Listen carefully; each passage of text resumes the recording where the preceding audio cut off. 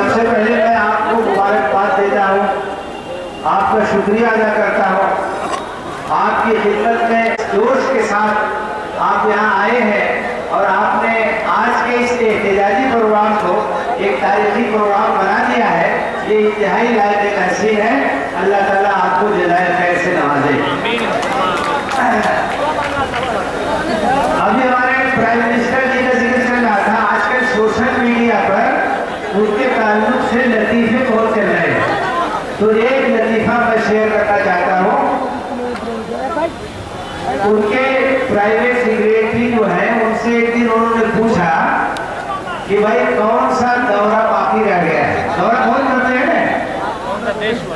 तो ये पूछा कि कौन सा दौरा बाकी रह गया। तो उसने कहा कि सर अब सिर्फ दिल का दौरा बाकी रह गया, बाकी सब हो गए।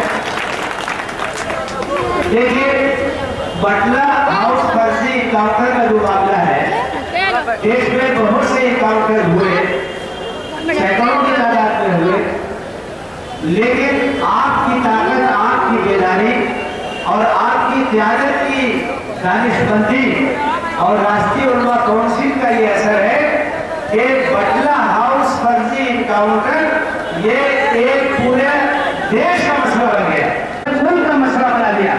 ये 2009 में भी मसला बना जब पार्लिमानी इलेक्शन हो रहा था, और जब यहाँ 12 का इलेक्शन हो रहा था रियासती, उस वक्त पूरे प्रदेश में ये मसला उभरा रहा। राहुल गांधी का पीछा ये मसला करता रहा। वो यहाँ थे आजमगढ़ में, फैजाबाद में, जौनपुर में रहा।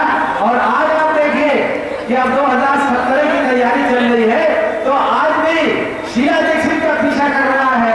बटला हाउस फर्जी इनकाउंटर राहुल गांधी का पीछा कर रहा है। ये फर्जी इनकाउंटर और कभी जालोर में इतना जबरदस्त आपके साथियों ने, वहां के जिम्मेदारों ने एहतजाज किया है कि राहुल गांधी को जगह जगह जाकर के वो खटिया सभा कर रहे हैं और हमारे कार्यकर्ता उनकी खटिया खड़ी कर रहे हैं। तो ये खटिया खड़ी होती रहेगी। आप इसी तरह से बेदारी का सबूत दीजिए।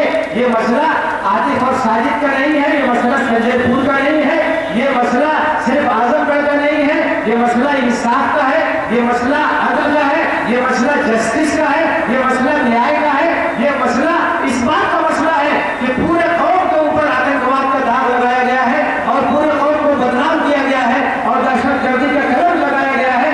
जब तक ये कलम साफ नहीं होगा, राष्ट्रीय उलमा काउंसिल चैन से नहीं बैठेगी।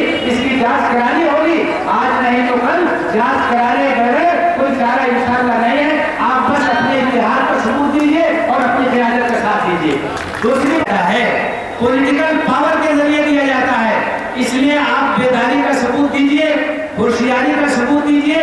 सियासी लिहाज से अपने कायद के पीछे, अपने पार्टी के पीछे आप लामबंद हो जाइए, मुत्तहिद हो जाइए।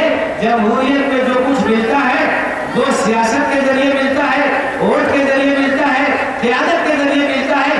आपका वोट जिस दिन इकट्ठा हो जाएगा, आपके अंदर जिस दिन सियासी शऊर बेदार हो जाएगा, अपनी क़यादत को आप मजबूत करेंगे, आप अपने हक को छीन लेंगे। और मैं कहता हूं कि वो वक्त भी आ सकता है कि आज हम दरखास्त कर रहे हैं कि बटला हाउस कांड की जांच करा दो, लेकिन अगर आपने सियासी इत्तेहाद को सबूत दिया तो वो वक्त भी आएगा कि मौलाना आमिर रशादी साहब कुर्सी पे बैठ करके ये फैसला करेंगे कि इस कांड की जांच होनी चाहिए। और जांच होगी तो हमें सियासी सूझबूझ का सबूत देना है। हमने दूसरों के ऊपर भरोसा करके बड़ी गलती की, अब हमें भरोसा करने की जरूरत नहीं है। न हम सफर न किसी हमनशी से निकलेगा। हम मजबूत कीजिए और अपने सियासी इत्तेहाद और शऊर का सबूत दीजिए। जो आवाज यहाँ से उठी थी वो आवाज कहाँ तक पहुंची? आपको याद होगा 2008 में जब यहाँ अक्टूबर 20 तारीख को यहाँ हुआ था हमारा पहला जलसा, तो हम लोगों ने कहा था कि आजमगढ़ शुरुआत करेगा और पूरा भारत राज करेगा। आपकी आवाज कहां तक पहुंच गई? तेलंगाना पहुंच गई, तमिलनाडु पहुंच गई, राजस्थान पहुंच गई, महाराष्ट्र पहुंच गई, मध्य प्रदेश पहुंच गई, बंगाल पहुंच गई, देश के कोने कोने में आपकी आवाज पहुंच गई और ये आवाज बढ़ती जा रही है। एतबार लोगों का कायम होता जा रहा है और ये कारवां इसी तरीके से बढ़ता जाएगा और फिर वो वक्त आएगा कि ये कारवां एक सैले रवा बन जाएगा और जो भी इसकी राह में आएगा इंशाअल्लाह खसो खाशात की तरह से उगा जाएगा। इसलिए किसी चक्कर में मत पड़िए। सही क़यादत दे सकते हैं, इंसाफ दे सकते हैं, दलितों को इंसाफ दे सकते हैं, अक़लियतों को इंसाफ दे सकते हैं, मज़लूमों को इंसाफ दे सकते हैं। इसलिए अपनी क़यादत को मजबूत कीजिए और देश को एक नई क़यादत फराहम कीजिए। हमें अपने कौमी सदर को सुनना है, इसलिए मैं ज़्यादा देर आपके दरमियान खड़ा नहीं रहूँगा। इस पैगाम के साथ जा रहा हूँ कि जिंदा रहना है तो मीरे कारवां बन के रहो, जिंदा रहना है तो मीरे कारवां बन के रहो और इस जमीन की बस्तियों में आसमां बन के रहो। बहुत बहुत मोहतरम हाफिज अब्दुल खालिक साहब मौजूद है और लोगों की ख्वाहिश है कि 2 मिनट उनसे भी कुछ सुन लिया जाए, इसलिए मैं बड़े